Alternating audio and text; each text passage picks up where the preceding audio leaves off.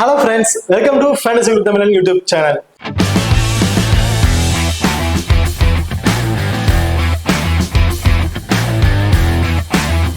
நீங்க நம்ம சேனலை சப்ஸ்கிரைப் பண்ணலைன்னா மறக்காம சப்ஸ்கிரைப் பண்ணிக்கங்க. இப்ப பக்கத்துல பெல் ஐகான் டச் பண்ணிட்டு ஆன்ல கொடுங்க. நாங்க போடக்கூடிய வீடியோக்கள் எல்லாமே உடனுக்குடன் பாருங்க. இன்னைக்கு நாம இந்த வீடியோல ஆஸ்திரேலியா அண்ட் ஸ்காட்லாந்து இவங்க ரெண்டு பேருக்கும் இடையில நடக்க இருக்கிற ஃபர்ஸ்ட் T20 மேட்சை பத்தி தான் பார்க்க போறோம். இந்த மேட்சோட ஒரு சின்ன ப்ரீவியூ தாங்க பார்க்க போறோம். இந்த வீடியோவை கடைசி வரைக்கும் ஸ்கிப் பண்ணாம பாருங்க. மேட்சை பொறுத்த வரைக்கும் 4ஆம் தேதி செப்டம்பர் வந்து நடக்கிறதுக்கு டைமிங்கை பொறுத்த வரைக்கும் இரவு 6:30 மணிக்கு வந்து இந்த மேட்ச் வந்து நடக்கிறதுக்கு.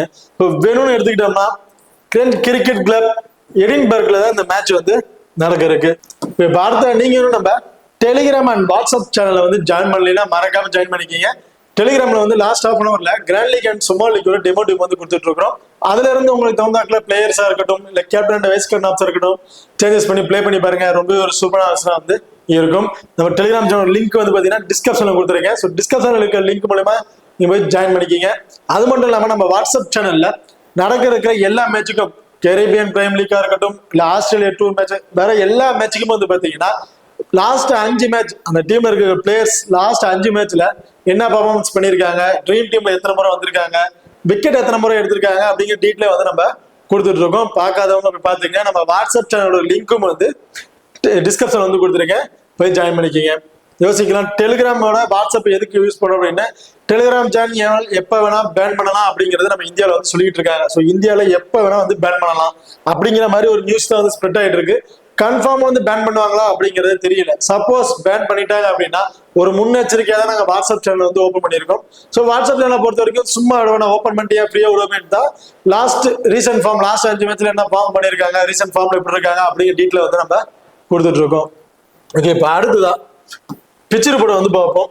இந்த பிச்சை பொறுத்த வரைக்கும் ஃபாஸ்ட் பவுலர்ஸ் ரொம்ப என்ஜாய் பண்ணி பவுல் பண்றாங்க. ஃபாஸ்ட் பவுலர்ஸ் கிட்டத்தட்ட அதிகபட்ச விக்கெட் இந்த இதுல எடுத்திருக்காங்க. இந்த பர்டிகுலர் பிச்சை பொறுத்த ஒரு ஆவரேஜ் ஸ்கோர் என்னன்னு பார்த்தோம்னா 175 அப்படிங்கிறத ஒரு ஆவரேஜ் ஸ்கோரை வந்து வச்சிருக்காங்க. பேட்டர்ஸும் கொஞ்சம் நல்லாவே என்ஜாய் பண்ணி பிளே பண்ணுவாங்க. ஸோ இதுல எந்த அளவுக்கு பேட்டர் இல்லை அந்த அளவுக்கு ஃபாஸ்ட் பவுலர்ஸும் வந்து ரொம்ப டேக்கன் பண்றதுக்கான வாய்ப்புகள் வந்து இருக்கு. இந்த பர்டிகுலர் பெனோவை பொறுத்த வரைக்கும் டாஸை வின் பண்றாங்க. ஃபர்ஸ்ட் பேட்டிங்கை தான் வந்து சூஸ் பண்ணுவாங்க.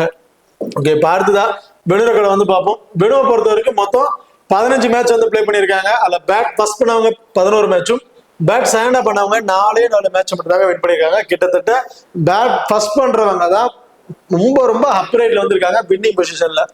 ஆவரேஜ் ஸ்கோர் என்னன்னு பார்த்தோம்னா 175ங்கிறது ஒரு ஆவரேஜ் ஸ்கோரை வந்து வச்சிருக்காங்க. ஹையஸ்ட் ஸ்கோரை பொறுத்த வரைக்கும் நியூசிலாந்து தான் வந்து அடிச்சிருக்காங்க. 254 அப்படிங்கிறத வந்து ஒரு ஹையஸ்ட் ஸ்கோரை வந்து பதிவு பண்ணியிருக்காங்க இந்த பர்டிகுலர் பெனுவை பொறுத்த வரைக்கும். லோவர் ஸ்கோரை பொறுத்த வரைக்கும் ஸ்காட்லாந்து 82க்கே வந்து பாத்தீங்கன்னா ஆல் அவுட் ஆயிருக்காங்க. பார்த்தா ஹெட்வுட் ரெக்கார்ட் வந்து பார்ப்போம். ஹெட்வுட்டை பொறுத்த வரைக்கும் மொத்தம் ஒரே ஒரு மேட்ச் தான் வந்து பிளே பண்ணியிருக்காங்க 2 டீம் சேர்ந்து. அதுல ஆஸ்திரேலியா வந்து அந்த ஒரு மேட்ச்லயும் வந்து வின் பண்ணியிருக்கிறாங்க. பார்த்ததா நீங்க நம்ம ஸ்பாட்டிசி ஆப் வந்து இன்ஸ்டால் பண்ணீங்கன்னா மறக்காம இன்ஸ்டால் பண்ணிக்கங்க. டிஸ்கிரிப்ஷன்ல லிங்க் இருக்கு. Invite code FGT. இந்த ஆப்பை பொறுத்த வரைக்கும் ஸ்மால் லீக்ல பிளே பண்றவங்களுக்கு ரொம்ப சூப்பரான ஆப்பா இருக்கும். மற்ற ஆப்பை கம்பேர் பண்ணும்போது இந்த ஆப்ல நீங்க இன்வெஸ்ட்மெண்ட் பண்ற மணி வந்து பாத்தீங்கன்னா ரொம்பவே கம்மியா இருக்குங்க. அது மட்டும் இல்லாம இந்த ஆப்பை பொறுத்த வரைக்கும் இன்னொரு எக்ஸ்ட்ரா அட்வான்டேஜ் என்ன அப்படின்னு பார்த்தோம்னா நீங்க வித்ட்ரால் பண்ற மணிக்கு டிடிஎஸ் நீங்க வித்ட்ரால் பண்ற மணிக்கு TDS வந்து அவங்க பிடிக்கிறதே கிடையாது. அதுக்கு மாறாக 10% வரையும் எக்ஸ்ட்ரா கேஷ் போனஸ் வந்து கொடுத்துட்டு இருக்கிறாங்க. நீங்க வித்ட்ரால் பண்ற மணியா இருக்கட்டும் டெபாசிட் பண்ற மணியா இருக்கட்டும் எது பண்ணாலும் சரி அதுக்கு எக்ஸ்ட்ரா 10% வரையும் கேஷ் போனஸ் வந்து அவங்க கொடுத்துட்டு இருக்கிறாங்க. அது மட்டும் இல்லாம நம்ம ஸ்பாட்டிசி ஆப்ல வந்து பாத்தீங்கன்னா பாப் அப்படிங்கிற ஒரு ஆப்ஷன் வந்து கொடுத்துருப்பாங்க. ஸோ பாப்னா பெருசா ஒண்ணும் கிடையாது. காமனா ஒரு 5 பிளேயர் வந்து அவங்களே வந்து கொடுத்துருவாங்க. ஸோ அந்த 5 பிளேயர்ல இருந்து எனி 1 பிளேயரை நம்ம பிக் பண்ணி பிளே பண்ணா போதும் கிட்டத்தட்ட அதிக மணி வந்து வின் பண்ணலாம்.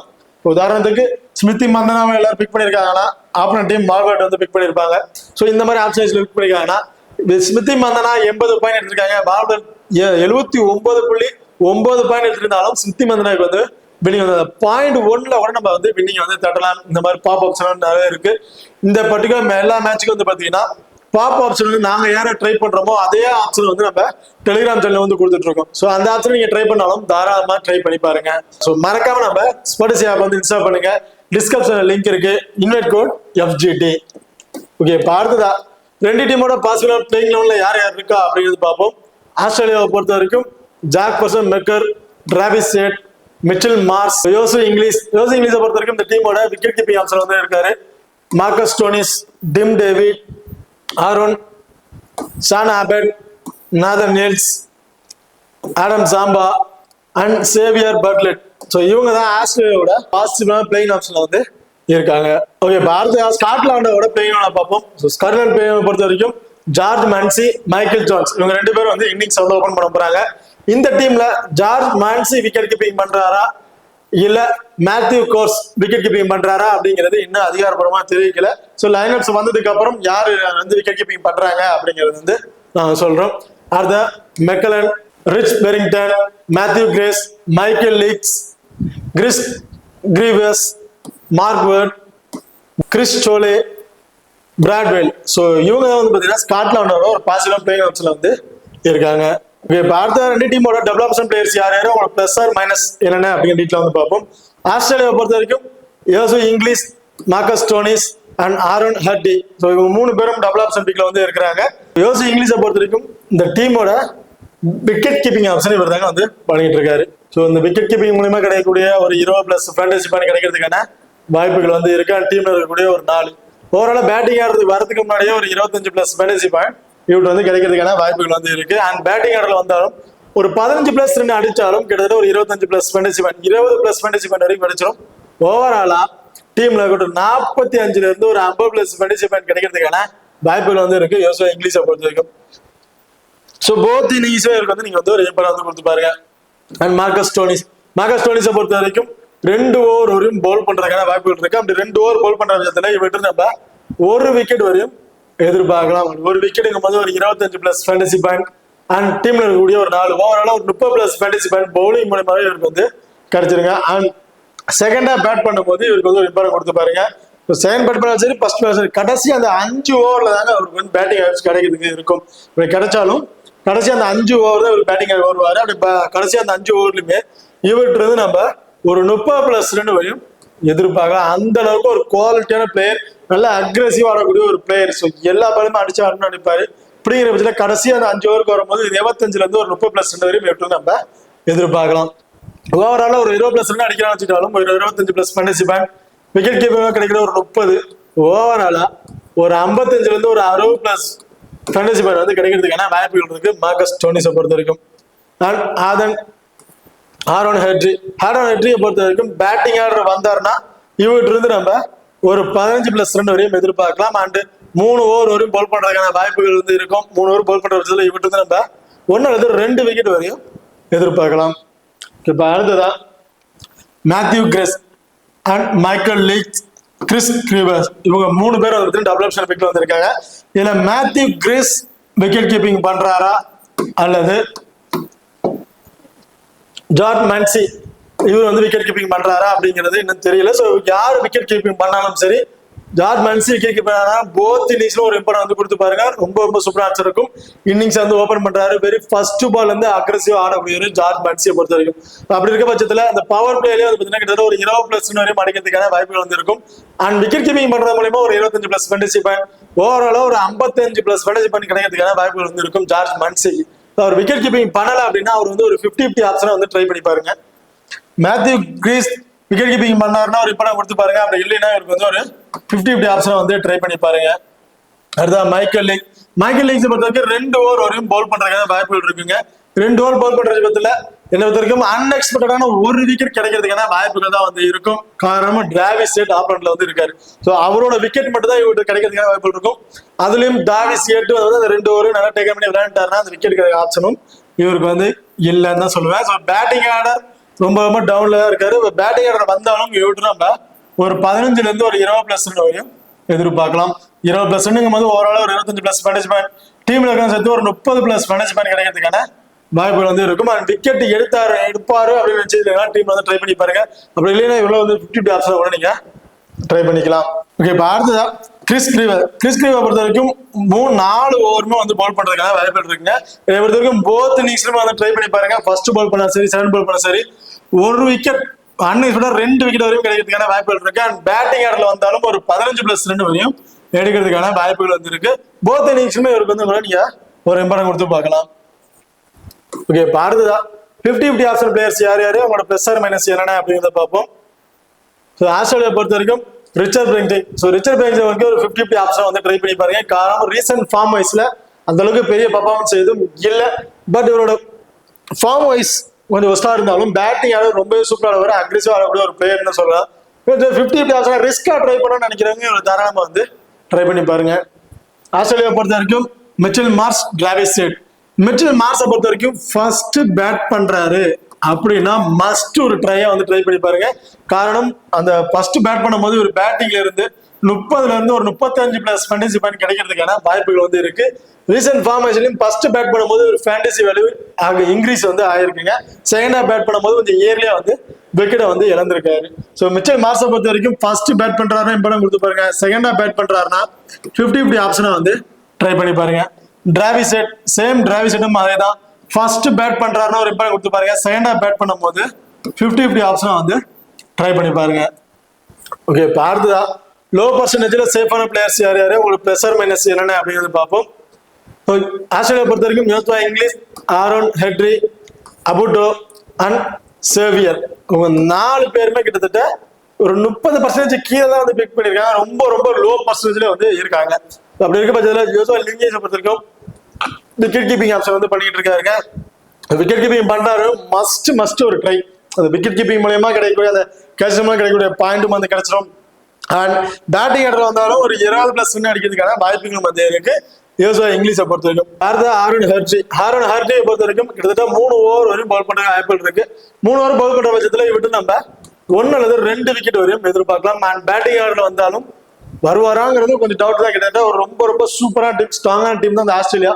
ஸ்காட்லாந்து பொறுத்தவரைக்கும் ஒரு லோவஸ்ட் டீம்னால அந்த அளவுக்கு எல்லா விக்கெட்டும் எடுப்பாங்களா அப்படிங்கிறது ஒரு கொஸ்டின் மார்க்கா தான் இருக்கு. இப்படி பேட்டிங் ஆர்டர் வந்தாருன்னா ஒரு 15+ வரையும் அடிக்கிறதுக்கான வாய்ப்புகள் இருக்கும். இப்படி இல்லைன்னா பவுலிங்ல இருந்து பாத்தீங்கன்னா 1 அல்லது 2 விக்கெட் வரையும் கிடைக்கிறதுக்கான வாய்ப்புகள் வந்து இருக்கு. அது மட்டும் இல்லாம விக்கெட் அந்த கேச்சஸ் மூலமா கிடைக்கக்கூடிய பாயிண்ட்ஸும் வந்து இவர் கிடைக்கிறதுக்கான வாய்ப்புகள் வந்து இருக்கு.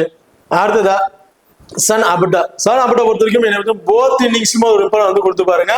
2 விக்கெட் வரையும் எடுக்கிறதுக்கான வாய்ப்புகள் வந்து இருக்கு. கேச்சஸ் மூலமா கிடைக்கக்கூடிய பாயிண்ட்ஸும் வந்து இவருக்கு வந்து இருக்கு. ரீசெண்ட் ஃபார்ம் வைஸ்ல என்னன்னு பார்த்தோம்னா விளையாண்ட 5 மேட்ச்ல 4 மேட்ச்ல ட்ரீம் டீம் வந்திருக்காரு. ரொம்ப சூப்பரான ஆப்ஷன் வைஸ்ல தான் இருக்காரு. 5 மேட்சை கிட்டத்தட்ட ஒரு 7 விக்கெட் வரையும் எடுத்திருக்காருங்க. அடுத்ததா சேவியரை பொறுத்த வரைக்கும் ஃபர்ஸ்ட் பவுல் பண்றாங்க அப்படின்னு ஒரு இம்பார்ட்டன் கொடுத்து பாருங்க. செகண்டா பவுல் பண்றாங்க போது இவரை வந்து ஒரு 50-50 ஆப்ஷனா வந்து நீங்க ட்ரை பண்ணி பாருங்க. ஃபர்ஸ்ட் பவுல் பண்ணும்போது இவருக்கு நம்ம 1 விக்கெட் வரையும் எதிர்பார்க்கலாம். செகண்டா பவுல் பண்ணும்போது அந்த அன்எக்ஸ்பெக்டடான விக்கெட் கிடைக்கிற ஆப்ஷன் தான் வந்து இவருக்கு வந்து இருக்கும். அடுத்ததா மைக்கேல் ஜோன்ஸை பொறுத்த வரைக்கும் இன்னிங்ஸ் வந்து ஓபன் பண்றாருங்க. அது மட்டும் இல்லாம இவரோட பேட்டிங் வந்து பாத்தீங்கன்னா எல்லா பாலுமே அக்ரெசிவா ஆட மாட்டாரு. பாலுக்கு தகுந்த வாக்குல எந்த மாதிரி பால எப்படி தெரிஞ்சுக்கிட்டு அதுக்கு தகுந்த வாக்குல சிங்கிள்ஸா கூட பிளே பண்ணி ஆடுவாரு. நிறைய சிக்ஸர்ஸ் அடிக்க மாட்டாரு. அந்த பவுண்டரிஸாவே டேக்கன் பண்ணி ஒரு பிளேயர். அப்படி இருக்க பட்சத்துல அந்த ஒரு 25ல இருந்து ஒரு 30+ ரன் வரையும் கிடைக்கிறதுக்கான வாய்ப்புகள் வந்து இருக்கும். ஆனா அந்த ஸ்கொயர் பவுண்டரிஸ் வந்து நிக்க வாய்ப்புகள் இருக்குங்க. அப்படிங்கும்போது 1 or 2 கேஸ் பிடிக்கிறதுக்கான வாய்ப்புகளும் வந்து இருக்கு. என்னை பொறுத்த வரைக்கும் ஒரு ஒன் சைட் டீமா போடுறீங்கன்னா மைக்கேல் ஜோன்ஸ் வந்து அதுல வந்து ஒரு இம்பார்ட்டன் வந்து கொடுத்து பாருங்க. பேட்டிங் ஆர்டர்ல டாப் ஆர்டர்ல இருக்காரு. அந்த பவர் பிளேயர் நல்லா டேக்கன் பண்ணி விளையாடுவாரு. குயிக் அண்ட் ஸ்கோர் வந்து கிடைக்காது. அந்த குயிக்கா ஸ்கோர் வந்து அவர் கிடைக்காது. எல்லா பாலுமே இன்னும் விளையாடணும் அப்படின்னு சொல்லிட்டு சிங்கிள்ஸ் அந்த பவுண்டரி மூலமே டேக்கன் பண்ணுவாரு. கொஞ்சம் கம்மியான ஒரு 60 பால்ல ஒரு 30 ரன் ஒரு 40 ரன் அந்த மாதிரி கிடைக்கிறதுக்கான வாய்ப்புகள் தான் வந்து இருக்குமே வழியா கம்மியான பால்ல அதிகபட்ச ரன்னுங்கிறத இவட்டு நம்ம வந்து எதிர்பார்க்க முடியாது. பட் இந்த T20 மேட்சுக்கு இவர் வந்து ஒரு ஆக்டிவான பிளேயரா வந்து இருப்பாரு. ஒன் சைட் டீம் போடும்போது இவருக்கு வந்து ஒரு இம்பார்ட்டன் வந்து கொடுத்து பாருங்க. அடுத்ததா மார்க்பாட்டை பொறுத்த வரைக்கும் 4 ஓவருமே கம்பல்சரி வந்து பவுல் பண்ணிடுவாருங்க. 4 ஓவர் பவுல் பண்ற பட்சத்துல இவருக்கு நம்ம 1 அல்லது 2 விக்கெட் வரையும் எதிர்பார்க்கலாம். அண்ட் ஃபர்ஸ்ட் இவங்க பேட் பண்றாங்க, அதாவது இவர் வந்து செகண்டா பவுல் பண்றாருன்னா இவருக்கு வந்து ஒரு இம்பார்ட்டன் கொடுத்து பாருங்க. ஃபர்ஸ்ட் பவுல் பண்றாங்க இவருக்கு வந்து நம்ம 1 விக்கெட் அப்படிங்கறத எதிர்பார்க்கலாம். செகண்டா பவுல் பண்ணும்போது 2 விக்கெட் வரையும் கிடைக்கிறதுக்கான வாய்ப்புகள் வந்து இருக்கு. ஃபர்ஸ்ட் இவங்க பேட் பண்ணும்போது டாப் ஆர்டர்ல ஏற்கனவே விக்கெட் இழக்கிறதுக்கான வாய்ப்புகள் இருக்கும். அப்படிங்கும்போது பேட்டிங் ஆர்டர் வந்தாலும் குயிக் நாடா ஒரு கம்மியான பால்ல ஒரு 15ல இருந்து ஒரு 20+ ரன் வரையும் அடிக்கிறதுக்கான வாய்ப்புகள் வந்து இருக்கு. ஸோ ஸ்காட்லாண்டை பொறுத்த வரைக்கும் ஃபர்ஸ்ட் பேட் பண்றாங்கன்னா மார்க்வேர்க் வந்து ஒரு இம்பார்ட்டன் வந்து கொடுத்து பாருங்க. பேட்லி காரி அண்ட் டார்க்வெல் இவங்க 2 பேரும் வந்து பாத்தீங்கன்னா டெத் ஓவர் பவுல் பண்றக்கூடிய ஒரு ஆப்ஷன்ல வந்து இருக்காங்க. ஸோ 2 பேரும் ஃபர்ஸ்ட் பவுல் பண்றாங்கன்னா இவருக்கு வந்து இம்பார்ட்டன் கொடுத்து பாருங்க. என்னை பொறுத்த வரைக்கும் போத் நீச்சிலுமே நீங்க ட்ரை பண்ணி பார்க்கலாம். காரணம் டெத் ஓவர்ல போல் பண்றாங்க. டெத் ஓவர்ல போல் பண்ற பட்சம் அந்த கடைசி அந்த 19 ஓவர் 20 போல் பண்ற பட்சத்துல ஃபர்ஸ்ட் பேட் பண்ணாலும் சரி செகண்ட் பேட் பண்ணாலும் சரி உங்களுக்கு வந்து ஒரு விற்பனை கொடுத்து பாருங்க. காரணம் என்னன்னு பாத்தீங்கன்னா கடைசி அந்த பால்ல எல்லா பாலுமே அடிச்சே ஆடணும் அப்படிங்கறத எதிர்பார்ப்பாங்க. அப்படி இருக்கும் போது கொஞ்சம் மிஸ் ஆகிறதுக்கான வாய்ப்பு இருக்கும். ஸ்டம்பிட் ஆகிறதுக்கோ இல்ல அன்எக்ஸ்பெக்ட் எட்ஜில் பட்டு கேட்ச் ஆகிறதுக்கான நிறைய வாய்ப்புகள் வந்து இருக்கு. அப்படி பட்சத்தில் பிராட்வீல் அண்ட் பிராட்லி இவங்க 2 பேருக்குமே வந்து பாத்தீங்கன்னா போத் நீச்சில் ஒரு விற்பனை வந்து கொடுத்து பாருங்க. கிட்டத்தட்ட ஒரு ஒன் சைட் ஆஸ்திரேலியா பொறுத்த வரைக்கும் ஒரு 8 பேர் வந்து நான் பிக் பண்றேன், இல்ல ஒரு 7 பேர் பிக் பண்றேன், பேலன்ஸ் வந்து ஸ்காட்ல பிக் பண்றேன்னா Michael Jones, Brad Currie and Brad Wheal, Mark Watt இவங்க 4 பேருக்கும் வந்து ஒரு எம்பரை வந்து நீங்க கொடுத்து பார்க்கலாம். ரொம்ப ரொம்ப லோ பர்சன்டேஜ் தான் இருக்கிறாங்க. பட் டபுள் ஆப்ஷன் இந்த எக்ஸ்ட்ரா அட்வான்டேஜ் உள்ள பிளேயர் டெத் ஓவர்ல பிராட் கரி அண்ட் பிராட்வீல் இவங்க 2 பேரும் வந்து டெத் ஓவர்ல போல் பண்றாங்க. மைக்கேல் ஜோன்ஸ் சீக்கிரம் வைக்கிற இழக்க மாட்டாரு, கம்மி அந்த பாலை வந்து நல்லா பார்த்து பொறுமையா ஆடக்கூடிய ஒரு பிளேயர். அண்ட் மார்க்வர்ட் பேட்டிங் ஆர்ல வந்தாலும் ஒரு 15+ ரன் வரையும் அடிப்பாரு. அண்ட் 4 ஓவருமே போல் பண்ண பட்சத்துல 1 விக்கெட் அல்லது 2 விக்கெட் வரைக்கும் கூட விட்டு நம்ம எதிர்பார்க்கலாம். ரொம்ப ஆப்ஷன் வைஸ்லாம் நல்லாவே இருக்கு. ரொம்ப ரொம்ப கம்மியான பேர் தான் வந்து பிக் பண்ணியிருக்காங்க. ஸோ இந்த 4 பேரை வந்து கூட நீங்க டிஃபரன்ஸ் விக்கெட் ட்ரை பண்ணாலும் தாராளமா வந்து ட்ரை பண்ணி பார்க்கலாம். அடுத்ததா ஹை பர்சன்டேஜ் சேஃபான பிளேயர்ஸ் யார் யாரு அவங்களோட பிளஸ் ஆர் மைனஸ் என்னென்ன அப்படிங்கிறத பார்ப்போம். ஆஸ்திரேலியாவை பொறுத்த வரைக்கும் ஜாக் பர்சன் மெர்க்கர் பொறுத்த வரைக்கும் செகண்டா பேட் பண்றாரு அப்படிங்கிற ஒரு இம்பார்ட்டன்ட் கொடுத்து பாருங்க. காரணம் என்னன்னா வெரி ஃபர்ஸ்ட் பால்ல இருந்து அக்ரெசிவ் ஆடுவாருங்க. ஃபர்ஸ்ட் பால் தானே பார்த்து ஆடுவோம் அப்படிங்கிற எதிர்பார்க்கவே மாட்டாரு. பால்ல 6 அடிக்கணும் அப்படின்னு நினைச்சு ஆடக்கூடிய ஒரு பிளேயர் தான். ரீசெண்ட் ஐபிஎல் மேட்ச் எல்லாம் பார்த்துருந்தீங்கன்னா இவர் வந்து தெரிஞ்சிருக்கும். கம்மியான பால்ல 50 கிட்ட 15-20 பால்ல 50 போடக்கூடிய ஒரு எலிஜிபிள் பிளேயரா வந்து இருக்காரு. அப்படி இருக்க பட்சத்துல செகண்ட் ஓவர் பேட் பண்ணும்போது இவருக்கு இதுதான் டார்கெட் அப்படிங்கிறது தெரிஞ்சிடும். அதுக்கு தகுந்த வாக்குல எல்லாம் அடிச்சு ஆடக்கூடிய ஒரு பிளேயர். ஃபர்ஸ்ட் செகண்டா பேட் பண்றாரு அப்படிங்கும் போது ஜாக் மெர்க்கருக்கு ஒரு வைஸ் ஸ்டார்டர் ஆப்ஷன் கூட கொடுத்து நீங்க ட்ரை பண்ண பார்க்கலாம். அதுக்கான ஒர்த்தான அபிராக தான் வந்து இருப்பாரு.